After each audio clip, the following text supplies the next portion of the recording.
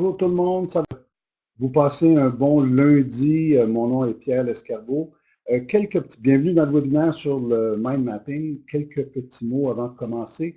Si jamais vous avez des problèmes techniques, vous pouvez consulter Samuel, qui est le technicien VIA, dans le enclavardage privé, dans la fenêtre qui est en bas. Notre présentation va durer environ une trentaine de minutes, avec une période de questions qui va être à la fin d'une quinzaine de minutes. Donc, merci de garder vos questions pour la fin. C'est plus facile pour les gens ici de les répertorier, de me les transmettre par après.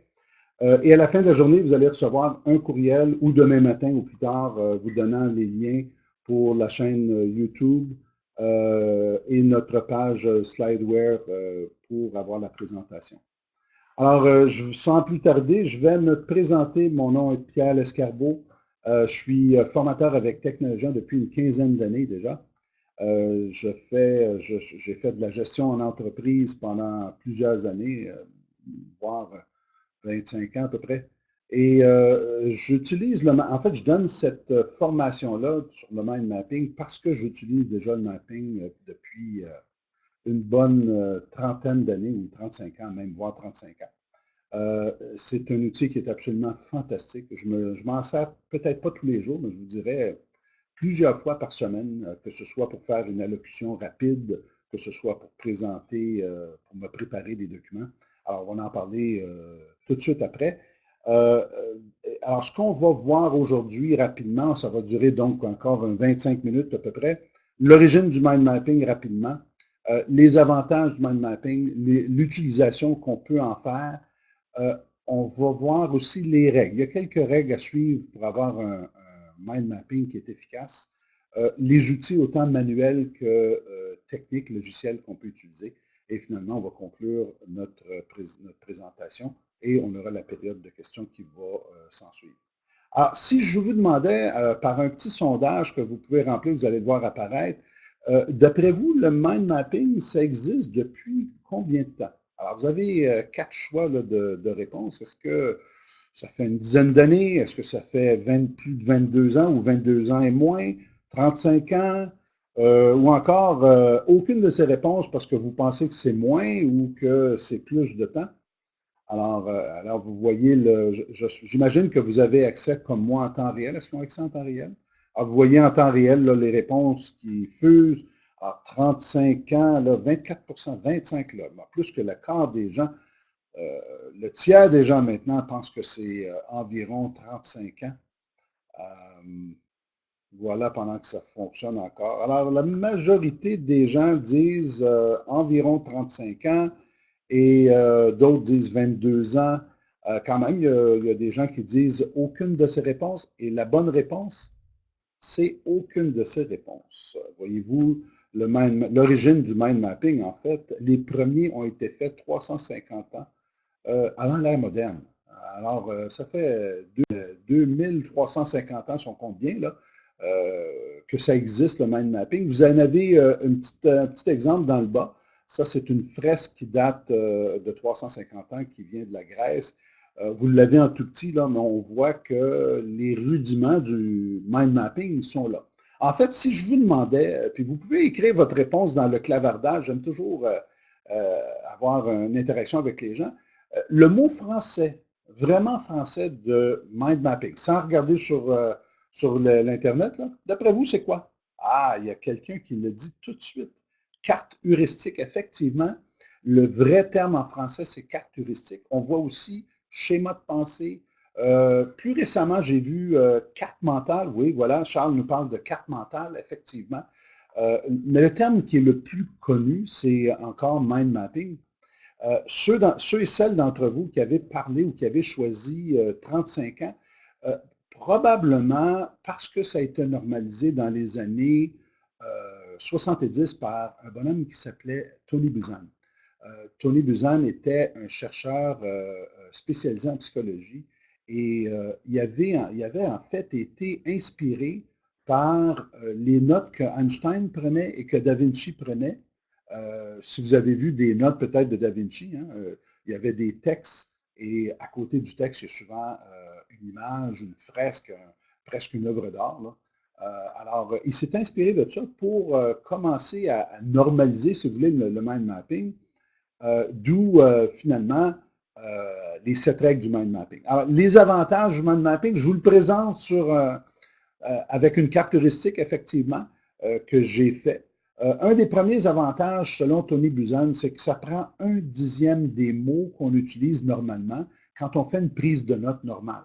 Alors, vous pouvez vous imaginer, si on prend une carte qui aurait 7 branches, qui aurait 7 branches, qui aurait 7 branches, donc 3 niveaux de branches, 7 chaque, ça représente environ 350 mots.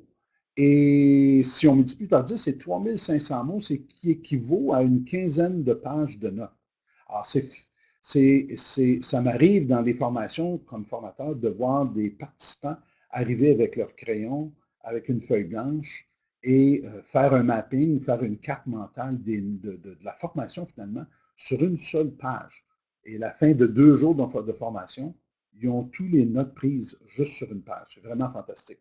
Un autre avantage, c'est que ça aide à la mémoire parce que c'est très visuel, ça aide à la mémoire. Selon Tony Buzan encore, on pourrait, à travers le mind mapping, si on prend des notes en mind mapping et après ça, on les revise une seule fois, on est capable de retenir, selon lui, 80% de l'information. Alors qu'on sait que la perte de la mémoire humaine, si on ne revise pas de l'information, au bout d'une journée, il en reste 50%, au bout d'une semaine, 25%, et au bout d'un mois, il en reste 10%. Alors, c'est une économie de temps. Quoi d'autre? Le traitement, il y a des gens qui sont très détaillés et il y a d'autres personnes qui sont très générales. Alors, moi, je suis plus du type général. Le traitement de données, c'est la façon qu'on processe l'information dans notre tête. Il y a des gens qui sont des gens de détail et il y a des gens qu'on appelle communément en anglais big picture, là, la vue d'ensemble, pas trop de détails. Moi, je suis plus sur le côté général, donc pas trop de détails. Euh, les gens comme moi ont une grande capacité de synthétiser l'information, mais quand vient le temps d'aller dans le détail, c'est plus difficile. Alors souvent, ils ont le syndrome de la page blanche parce que ils doivent mettre du détail, puis ça ne savent pas trop comment le faire. À l'inverse, vous avez des gens qui sont très spécifiques, des gens qui sont de détail, qui ont besoin de synthétiser l'information, et pour eux autres, c'est souvent très difficile. Ce qui est intéressant, c'est que le mind mapping nous permet d'avoir, pour une personne générale, de mettre l'information générale et de, après ça, poursuivre avec des branches secondaires ou tertiaires pour aller dans le détail, sans jamais perdre de vue le milieu ou le centre, si vous voulez, ou la notion générale. Et pour les gens spécifiques, ils peuvent s'en donner à cœur joint, mettre beaucoup de détails, et à la fin, ils ont un résumé quand ils reviennent vers le centre du mind mapping, ou de la carte en fait. C'est très rapide, prendre des notes ou utiliser le mind mapping. La semaine passée, j'avais une petite allocution à faire de 1 minute ou 2. Et dans la journée, j'ai fait un mind mapping. En fait, je l'ai fait 3 fois. Rapidement, très rapidement, des mots-clés en utilisant le mind mapping. Et mon dernier, je l'ai pris, je l'ai mis dans mes poches. Et pour faire mon allocution le soir, ben, j'avais le mind mapping avec moi. Et c'est très rapide à faire. Ça m'a pris peut-être 5 ou 6 minutes. Ce n'est pas un substitut pour la connaissance, ce n'est pas un substitut pour connaître ce qu'on veut dire, mais pour s'en rappeler dans les moments où on a besoin de s'en rappeler, c'est fort intéressant. Je vous parlais du syndrome de page blanche. Est-ce qu'il y en a, peut-être vous pouvez m'écrire oui, est-ce qu'il y en a qui ont déjà, qui savent c'est quoi le syndrome de page blanche? Alors, il faut juste me dire un oui dans le petit clavardage pour me montrer que, oui, effectivement, France, Esther, hein.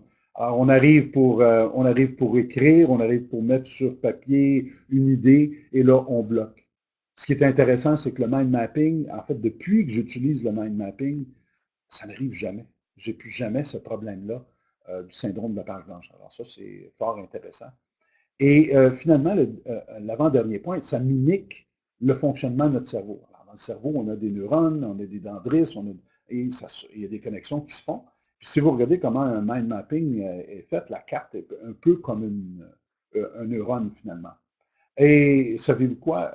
Aujourd'hui, je suis en train de justement de donner la formation sur le mind mapping et les gens dans la formation me disent c'est le fun, c'est agréable, on a le focus, on s'investit. Alors, ça vaut la peine d'essayer le mind mapping. Quand on parle maintenant de l'utilisation du mind mapping, alors vous avez une autre carte ici qui vous parle de l'utilisation, ben, on peut l'utiliser en réunion. Alors, je sais qu'il y a des gens qui utilisent les cartes mentales pour faire leur réunion. Alors, leur ordre du jour est montée sur une carte mentale, elle est passée à tout le monde et tout le monde rajoute ses idées à la main sur cette carte-là. Il y en a qui font aussi la préparation ou la prise de notes durant la réunion de cette façon-là, que ce soit pour négocier, vous les voyez, le négocier du 1 à 1, que ce soit en groupe, que ce soit pour animer une réunion, d'avoir un mapping à côté, ça peut être très intéressant. Faire une synthèse, soit d'un conflit, d'une situation qu'on a, les actions à prendre, alors ça peut vous aider beaucoup. La résolution de problèmes. Alors, pour le définir, identifier peut-être l'identification du problème, les solutions que vous voulez trouver, faire l'analyse, en fait, là, ça peut être très intéressant. Pour faire de la planification, organiser un projet, organiser, tiens, on s'en va en vacances pendant Noël. Alors, combien d'entre vous, quand vous êtes en vacances pendant le temps des fêtes, quand on retourne au travail à la fin de nos vacances, on a l'impression que le temps a passé tellement vite. On a l'impression finalement on retournera en vacances. Est-ce qu'il y en a que c'est le cas? Faites juste me dire oui si c'est le cas pour vous. Alors, on finit nos vacances, puis mon Dieu que ça a passé vite. Alors, il y a 2 ans, ma conjointe et moi, on a décidé de faire un mapping de nos vacances. On a pris un papier, on a collé ça, on a fait un dessin de nos 2 semaines de vacances, et avec toutes les activités qu'on voulait faire, codées en couleurs, on a eu du plaisir à le monter, ce dessin-là. Et tout au long de nos vacances, ce qui était intéressant, c'est qu'on se faisait prendre à aller au mur où on avait mis le carton et aller corriger, aller rajouter des éléments, aller faire un X sur ce qu'on n'avait pas fait. Et le résultat de ça, c'est qu'à la fin de nos vacances, pour la première fois, on s'est dit, mon Dieu, on retourne au travail, et on a l'impression d'avoir eu des vacances bien remplies. Alors, c'est intéressant pour ça aussi. Pour faire des présentations, alors je fais souvent des présentations, je me sers du mind map pour la préparation. Alors, des fois, je suis obligé d'en faire 2, 3 ébauches pour arriver à quelque chose qui est complet. Ça me permet ensuite de monter ma présentation visuelle sur PowerPoint. Je vais aussi me servir du mind mapping. Pour ceux qui font des présentations, je me sers du mind mapping, un petit mapping à côté de moi pendant que je suis en train de présenter. Alors, ça devient plus facile comme ça de présenter. Si vous êtes une personne qui, des fois, perdez le fil quand on vous pose des questions dans la présentation, durant la présentation, alors vous allez être assuré de pouvoir garder le fil de votre présentation, d'être capable de revenir rapidement. Ou encore, des fois, les gens vont vous poser des questions sur quelque chose, vous allez voir plus tard. Vous répondez rapidement, puis là, il faut trouver où on était. Alors, le mind mapping va vous permettre de revenir rapidement.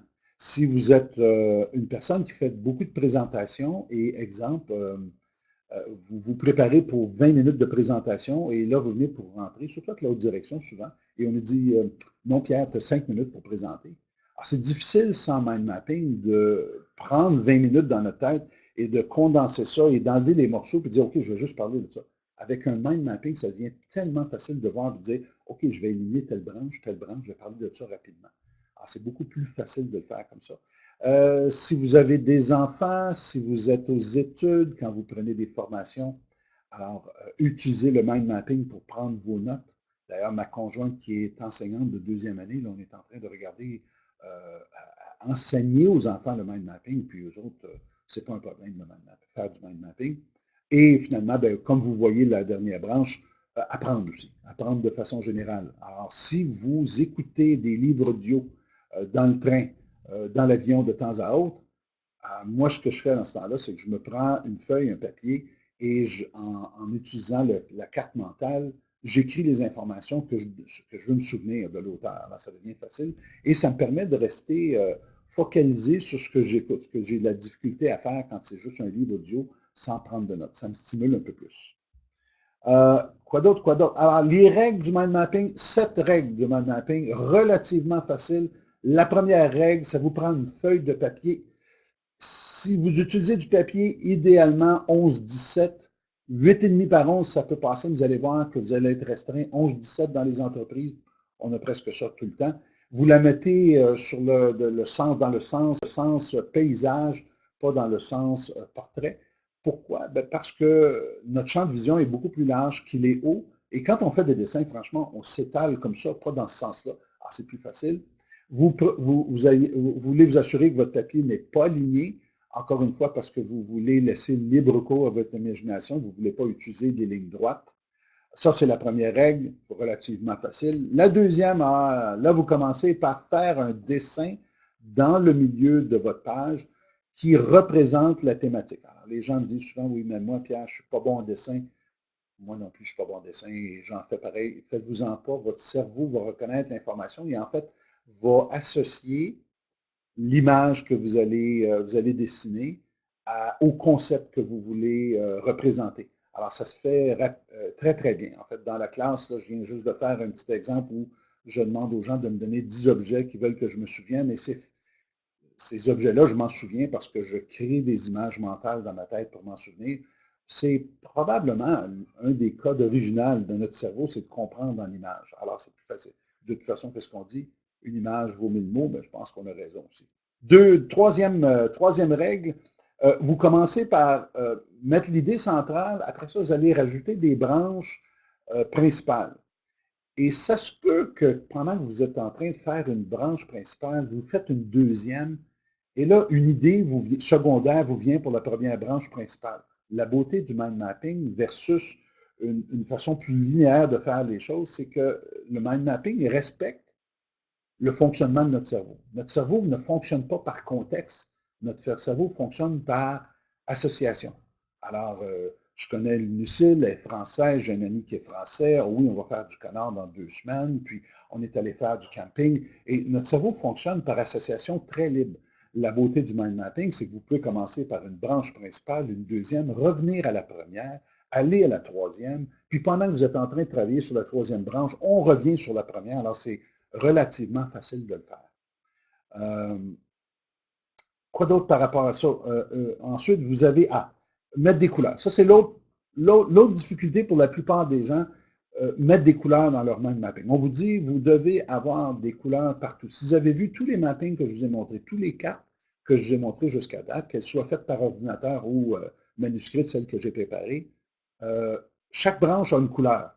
Et ensuite, par contre, chaque branche qui a une couleur, on respecte cette couleur-là pour les autres branches. Donc, si j'ai utilisé le rouge pour une branche primaire, bien, les branches secondaires qui sont associées vont elles aussi être en rouge. Alors, vous mettez des couleurs différentes. Pourquoi? Comme les images, les couleurs vont permettre à votre cerveau vous allez permettre plutôt à votre cerveau d'être plus créatif, hein, d'aller chercher le côté créatif finalement. Une autre règle, vous ne voulez pas mettre de ligne ou de branche droite. Ce n'est pas du dessin technique. Alors, vous voulez vous assurer d'avoir des branches courbes pour les mêmes raisons qu'on a évoquées tout à l'heure. Quoi d'autre? Oui, voilà, vous devez, cela est plus difficile comme règle à suivre, vous devez avoir un seul mot par branche. Surtout si vous faites une carte dans un but créatif, préparer une présentation, préparer un document, préparer une formation. Alors, vous ne voulez pas mettre plusieurs mots sur une branche parce que vous limitez ce qui va sortir de cette branche-là. Alors, imaginez que vous avez une branche qui parle, sur laquelle on inscrit Pierre Lescarbot. Ben, les branches secondaires ou tertiaires vont toutes être des choses qui me concernent. Par contre, si on a écrit Pierre, on pourrait dire Pierre Lescarbot, Pierre Elliott Trudeau, on pourrait dire granit, Pierre Ponce, dur. Alors, il y a beaucoup, beaucoup plus de mots qui peuvent venir, beaucoup plus de possibilités quand on limite le nombre de mots.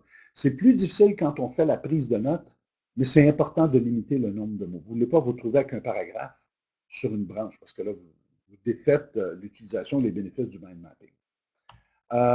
Qu'est-ce que ça nous prend comme outil si on fait un mapping manuel très simple? Ça vous prend des crayons de couleur, je vous dirais des marqueurs de 2 grosseurs, des marqueurs un peu plus gros pour faire des gros traits, et vous voulez avoir des marqueurs un peu plus fins pour soit écrire ou écrire des petits traits ou faire des petits dessins. Et vous avez besoin d'une feuille, je dirais 11-17 minimalement, et dans la formation, on utilise en fait des grands post-it qui collent. Et vous avez besoin de votre cerveau, votre imagination, c'est tout ce que vous avez besoin. En passant, souvent, les gens me disent, oui, mais moi, je ne sais pas faire de dessin. C'est pas vrai. On a oublié comment faire des dessins, mais quand on avait 2-3 ans et que nos parents nous donnaient des crayons de couleur, il n'y a personne qui disait, je ne sais pas faire un dessin. On partait avec les crayons, on faisait des dessins sur les murs, sur les planchers, un peu partout, puis ce n'est pas un problème. On dirait qu'on devient inhibé avec le temps, Mais dans la formation, les gens pratiquent beaucoup et s'aperçoivent finalement que c'est pas, on retrouve ce sens-là de faire des dessins. Si vous voulez utiliser des logiciels, à ce moment-là, évidemment, il y a plusieurs logiciels. Il y en a un qui s'appelle, que je n'ai pas nommé là, peut-être vous pouvez le noter, qui s'appelle FreeMind. Alors, FreeMind est un logiciel qui est gratuit, qui est plus limité dans ses possibilités, dans les options que vous avez. Ceux que je connais bien, entre autres, et qui sont mes préférés finalement, vous avez Mind Manager qui est à droite, là, vous avez Mind Manager qui est utilisé dans la plupart des gouvernements, de la plupart des gros organismes, des grosses entreprises. Souvent, on a même des licences corporatives. Alors, vous pouvez probablement l'avoir gratuitement puisqu'il y a des licences corporatives.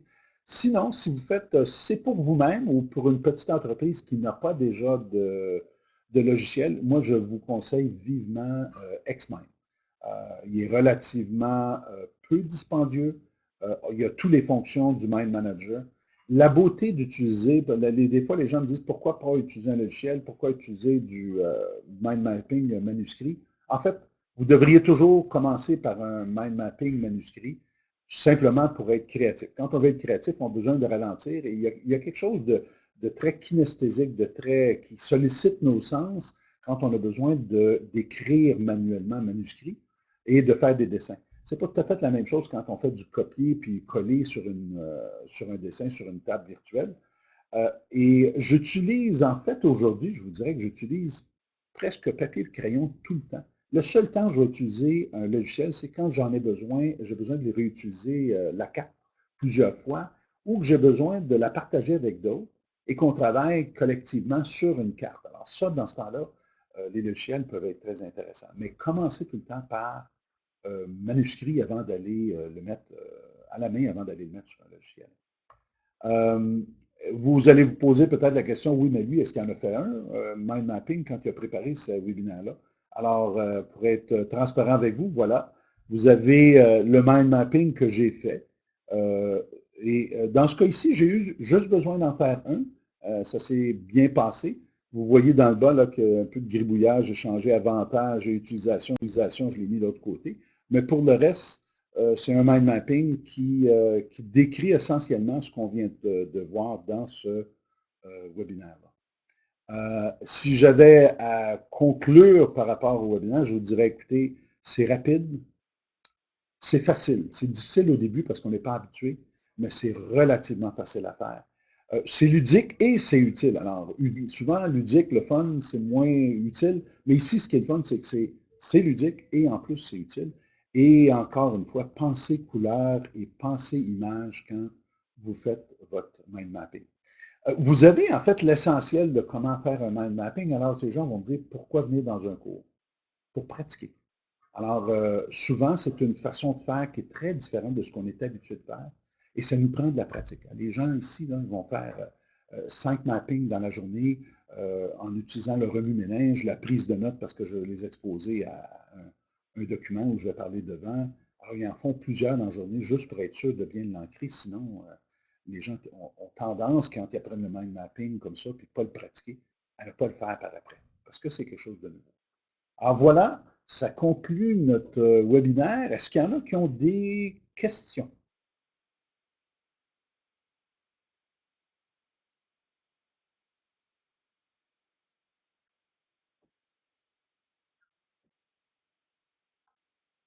Est-ce que ça s'apparente au fishbone diagramme? Oui, ça y ressemble, le Ishikawa.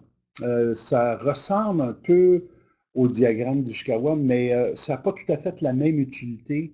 Je dirais que le Ishikawa est un peu plus structuré, le fishbone là, est un peu plus structuré que le mind mapping. Alors ça, je pense que c'est le cas. Est-ce que vous avez d'autres questions? Je pense que là, je me promène d'une boîte de clavardage à l'autre. Euh, Allez-vous envoyer Oui, vous allez recevoir en fait un lien à la fin de la journée d'aujourd'hui ou demain, vous allez recevoir un lien sur cette présentation-là. Elle va être accessible de toute façon sur le site web de Technologia de demain, je présume. Dans le fond, pour un centre, c'est l'objectif principal. Il faut connaître l'idée principale avant de faire un mind mapping. Euh, ben, ce que vous voyez, ce que vous avez pu remarquer, c'est que le mind mapping, c'est un outil de divergence.